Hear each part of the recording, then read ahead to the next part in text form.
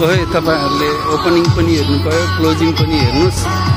कलश यात्रा अहिले कलश यात्रा गरेर फेरि जहाँबाट सुरुवात गरिएको थियो फेरि त्यही जग्गामा आएर समापनको छोटो एउटा झलक हेर्नुहोस्, छोटो दृश्य।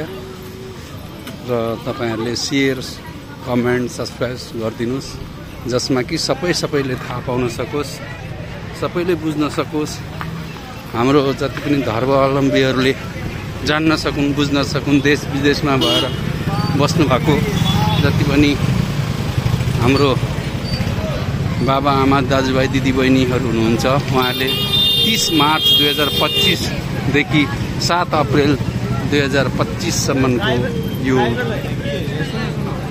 तपाईको प्रोग्राम हो, जुन चाहिँ हाम्रो त्रिवेणी संस्कृत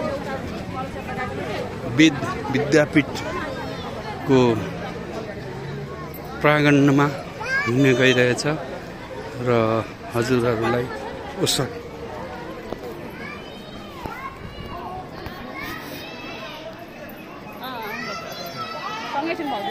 हेर्नुस्,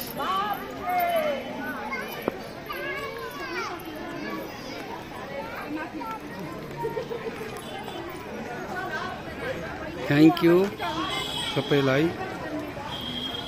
तपाईहरु सबै कुशल मङ्गल हुनुहुन्छ भन्ने म पूर्ण आशा गर्दै यो छोटो सानो भिडियोलाई यही विश्राम गर्दैछु।